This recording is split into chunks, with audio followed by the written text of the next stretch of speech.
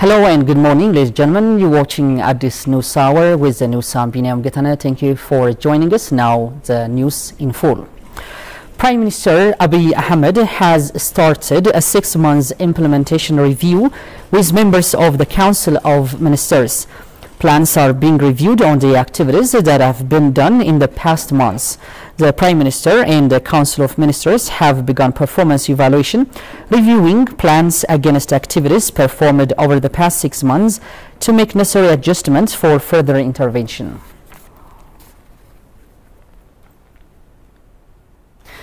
And the government of Ethiopia urged all Ethiopians to work together for peace and development of the country. Public discussion forums were held in different parts of Ethiopia aimed at ensuring the growth and development of the country. Leading the discussion, government officials said that Ethiopians should stand together for the development and progress of the country, considering the current situation of Ethiopia. Johannes Fantaun has compiled the full story. Take a look. A public discussion aimed at making people realize the current situation of the country and stand together for peace and development was held. The public discussion was held under the theme of National Brotherhood for the Success of Prosperity, and the Speaker of the House of Federation who attended the public discussion in Adama town said that although the country has been facing problems in the past few years due to internal and external pressures, it has been able to achieve excellent results. He also spoke about the work done on the Grand Ethiopian Renaissance Dam and its success. One of the works done after the reform is the work we did on the GERD. The reform came at a time when the dam was heavily looted and the work was stopped. In an effort to resume the work, it was not expected that it would be possible to see it starting to generate power.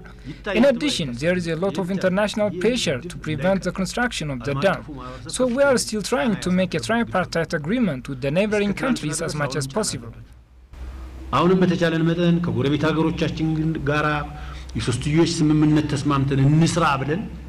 The Minister of Government Communications Service Legesse Tulu, who attended the public discussion in another town called Bishoftu and gave an explanation, said that the government is committed to ensure peace more than ever.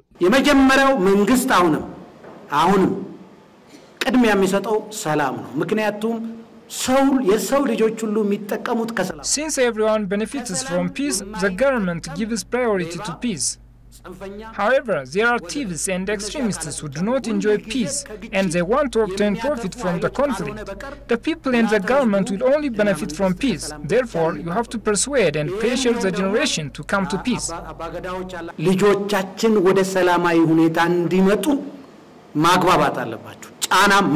In both public discussions, the participants also urged the government to work on peace and security of the country. Similarly, public discussions on current affairs of Ethiopia has also been held in various parts of the country, aiming at bringing calmness, security and coexistence in the country. The discussion underway in the different parts of the country, particularly in Gambella, Dredwa and Somali region, have been instrumental to hit the target set so far. What has been held in Gambella is worth mentioning, and Daniel Kassan compiled the full story. The discussions underway in Gambella has entertained various issues pertinent to addressing the burning issues of the residents in Gambella and other regional states. The residents in Gambella have raised issues with regard to fuel provision and cost of living issues to be tabled for discussion. The officials indicated the government needs to work hard to control the channels of fuel provisions and the escalating cost of living in the respective regions. Deputy Chief Administrator of the Gambella Regional State, Tankwe Jauka, indicated a lot more needs to be done to address challenges of cost living in his regional state. The issues raised with regard to the fuel provisions are real and pertinent. Fuel provision seems okay in the daylight, but the sabotage happens during night times, and the public is suffering a lot. The concerned bodies are responsible to do more in addressing the problem. A lot more needs to be done for future achievements. Contraband is affecting the normal lives of the public, and more needs to be done to avert the problem. The public in the city administration of the Dredwa and Somali regional states have been also vocal to air their concerns with regard to peace and security, maladministration, and inflation-related issues for discussion. The peace and security, as well as the development endeavors which has been underway in the Somali regional states, are moving per plan, and amidst of all the challenges, we are exerting more efforts to finish them per schedule. But we are not undermining the various challenges the regional states is encountering. If we come together to address our problems, the challenges will be overcome. Religious leaders, the elders and respective public figures have been part of the discussions in the mentioned regions, and promising outcomes are agreed upon to move aspirations of the public forward. Particularly, the move includes entertaining issues of education, health and other social sectors, which requires due attention for further achievements to meet the standards of the aspired prosperity in Ethiopia.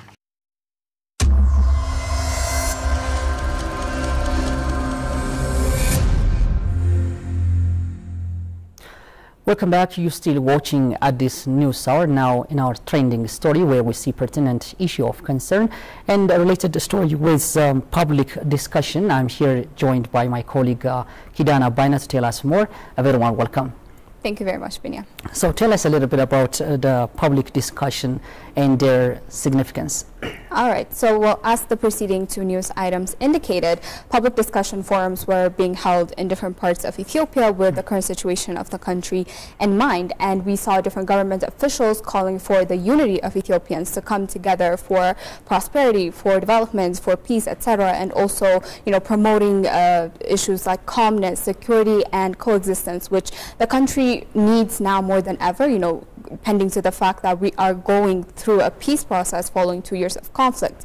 Different regions have been mentioned: Gambela, Dredwa, Somali, Adama, Bishoftu, and it also took place in Jimma. And these discussions are believed to have opened the door for very important and very big discussions to take part between the people and the government, and with issues of concern of the people being raised, like maladministration, peace and security, and inflation as well. Now, why I'm saying all these things again is to underline the gravity of holding such discussions. And this is where I'm going with it now. One of the most important issues of modern day democracy is turning the citizens into active participants in the decision-making process. And, public discussions come into play in this regard because they serve as a very powerful tool to bring about active participation of the citizens. And now what it is essentially is it's kind of like a series of forums where people's opinions, interests, and expectations are sort of expressed on issues that concern the whole or the part of society. In our case,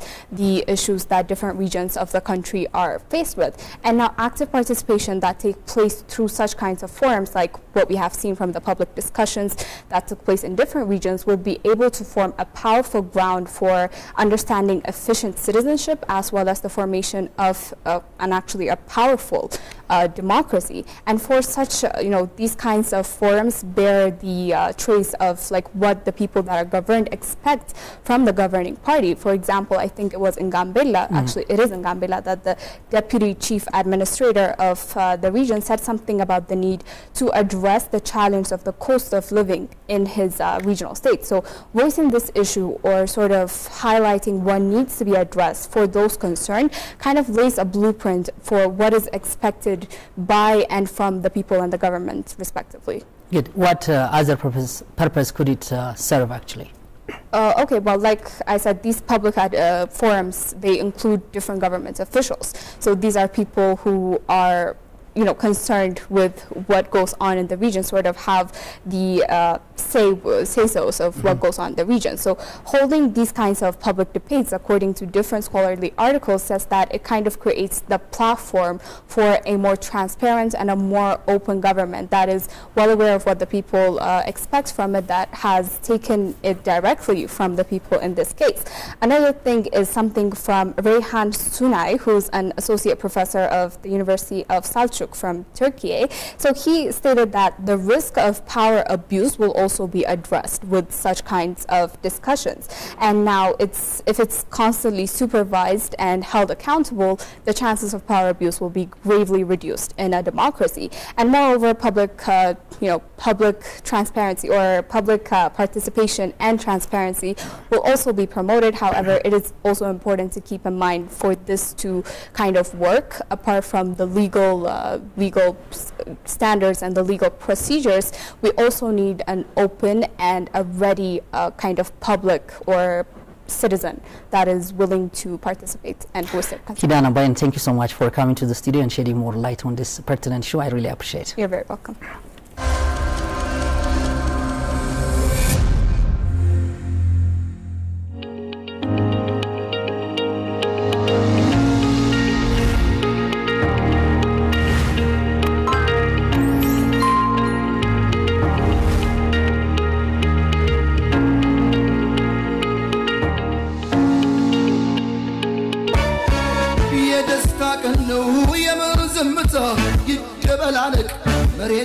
A wedding is almost always a huge affair, but when it comes to Ethiopian weddings, the magnitude of importance increases exponentially.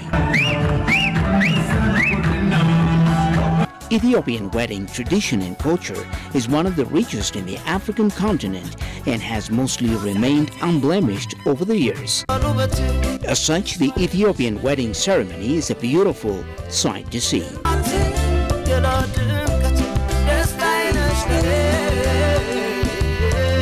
Ethiopian weddings are a vibrant affair thanks to the rich Ethiopia wedding traditions. Even though some couples are choosing to have modern weddings, most still incorporate traditional customs in their Ethiopian wedding ceremonies.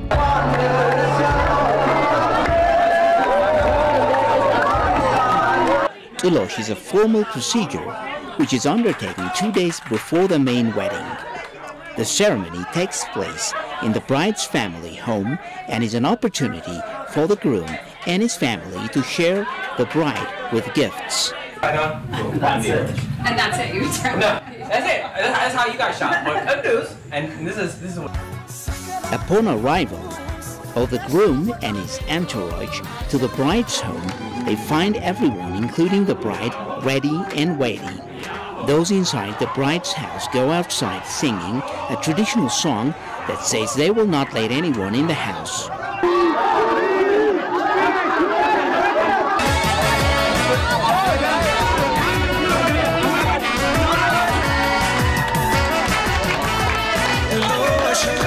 The official engagement and eating of the cake follows next. Oddly enough, the real engagement takes place on the actual day of the Ethiopian wedding.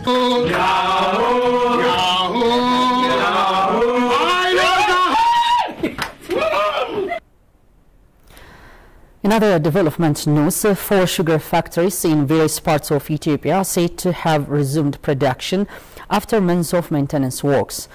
Ethiopian Sugar Industry Group announced that Fincha, Wonji, Shewa, Omokura's second and third sugar factories have restarted production. Group's public relations head Reta Demeke stated that maintenance works are being carried out in Ana Beles, Kasem, Arijo Dese and Matahara factories so that they will resume production till coming March. Factories' resumption of production, coupled with the continued import of sugar from foreign markets, would help fully meet consumers' demand, the PR head added. Moving on, Ethiopian diaspora in Qatar has continued to intensively engage in supporting the wide range of national development endeavors, Ambassador Faisal Ali said. The Ethiopian embassy in Qatar has carried out tremendous activities to ensure active engagement of the diaspora in various national issues and urged them to further strengthen. Tegesil Nessa has more from Ethiopian News Agency.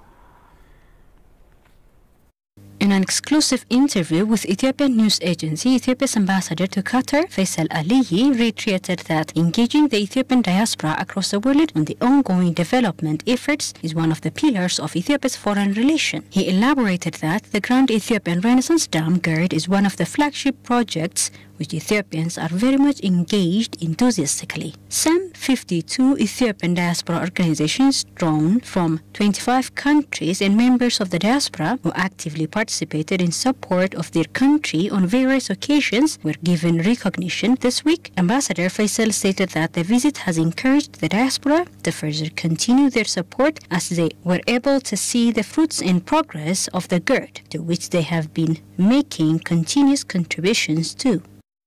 one of the flagship projects which Ethiopians are really very much engaged in and enthusiastically. And since the inception of the project until now, Ethiopians are buying the bond that really helped to finance the Grand Ethiopian Renaissance Dam. Now the dam is almost about to be completed, but the support, both financially and in public relation areas of the Ethiopian diaspora for the GERD is continued. The ambassador went on saying that during the law enforcement operation in Ethiopia, the Ethiopians in Qatar, as well as in different parts of the world, were contributing and playing their role to bring back peace and stability in the northern part of the country. During the law enforcement operations in Ethiopia, Ethiopians in Qatar, as well in different parts of the world, they were contributing, they were playing their role to bring back peace and stability in the northern part of Ethiopia. And they were also mobilizing resources for the internally displaced citizens because of the conflict, and also in reconstruction of the infrastructure, especially the health infrastructure and also school. Speaking of the embassy's engagement in economic diplomacy, Ambassador Faisal stated that efforts are underway to boost the trade volume, which currently is in favor of Qatar and is soliciting market for Ethiopia's products such as spices, coffee and livestock. For this to happen, the embassy is aggressively working on promoting investment and trade opportunities in Ethiopia to Qatari investors and business people, he added. This year we have the plan to familiarize the tour operators of Qatar to come to Ethiopia and to see the facilities, the infrastructures, the services, and include Ethiopia in their tourism package, because they have tourism package for Asia, for Europe, and for North America. So we have to work very hard because we have something to sell when it comes to tourism. Ethiopian Heritage Authority disclosed that it has brought back 2 religious manuscripts among the illegally taken out of country over the last 6 months. Ethiopian Heritage Authority Heritage Inventory and Inspection Director Tesfalem Abebao stated that the authority has been working on returning a total of 10 heritages that were stolen and are now found in various countries. The committee has been conducting the research to bring back the remaining heritage that were lost due to war, gifts, and other ways. Some 19 artifacts or heritages were returned to Ethiopia, which is a large number according to previous years over the last year alone. The returned heritage were manuscripts, crosses, silver-plated trophies, and others. The authority has been conserving these returned artifacts, he added. Lack of interest to return heritage taken in different ways and absence of law to protect and bring back heritage have been challenged in due course of getting artifacts back home. In order to permanently solve the problem and return the artifacts, it needs tireless diplomatic efforts in this end. He emphasized that in addition to bringing back stolen heritage, the local heritage should also be properly protected and museums should be built and organized at different places.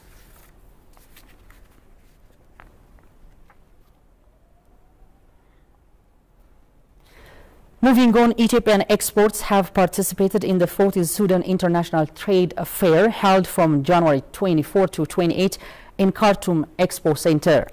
The Sudanese Trade and Supply Minister Amhal Sali and the Governor of Khartoum Ahmed Othman and the Deputy Head of a Mission to the Ethiopian Embassy in Sudan, Makonnen Gosai, have toured products showcased by Ethiopian exports at the trade fair.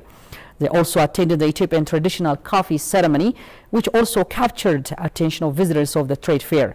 Over 600 companies drawn from various parts of the world, including Germany, Turkey, Algeria, Kenya, and Uganda, have taken part in the 40th Khartoum Trade Fair.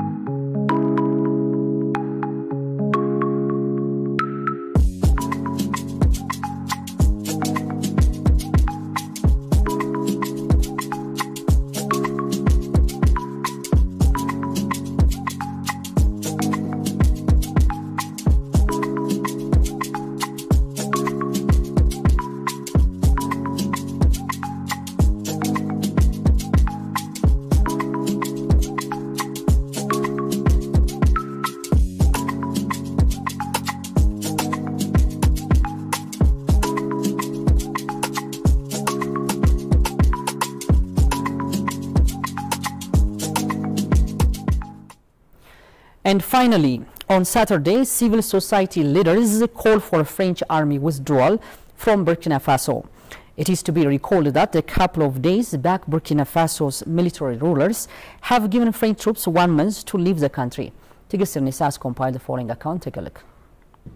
Violence in the West African nation. Neocolonialism has fan-flamed the corruption, instability and poverty happening across Africa. A couple of days back, Burkina Faso military rulers have given French troops 1 month to leave the country. Anti-French demonstrations have been held in the capital, Ouagadougou, against the French military presence. Many say the former colonial power has failed to improve security. Oh, there's a whole litany of crimes or sins from colonial era, and then of course the imperialist campaign that has really not been productive in the West African region and even Central Africa. So it's not just a question of closer ties with Russia, but also real genuine grievances, against France. Because if you look at Burkina Faso, for instance, and Mali, we had a period of terrorism in the mid-2000s and then early 2000s, rather. We saw the French deploy forces, and expectation was that those forces will help with the security situation. But today, the situation is worse than it was before. After Mali forced French troops out last year, neighboring Burkina Faso followed suit this week, asking Paris to empty its garrison in the next month. On Saturday, civil society leaders called for French army withdrawal from Burkina Faso. The departure of the French ambassador Luc Halah from Burkina and the departure of the SAV-Fonds are not a victory for Yeli Monique Kam, not a victory for the Naba Wobo movement, but a victory for the people of Burkina Faso. Today, we no longer accept being dictated to. To be dictated to by France, we no longer accept orders from France. French was already drawing down its troops across the Sahel region, which just a few years ago numbered more than 5,000, backed with fighter jets, helicopters and infantry fighting vehicles. Around 3,000 remain, but the forced departures from Mali and Burkina Faso, as well as the Central African Republic to the south last year, underlines how anti-French winds are gathering force. And now recap of the top stories once again. The Ethiopian government urged all Ethiopians to work together for peace and development.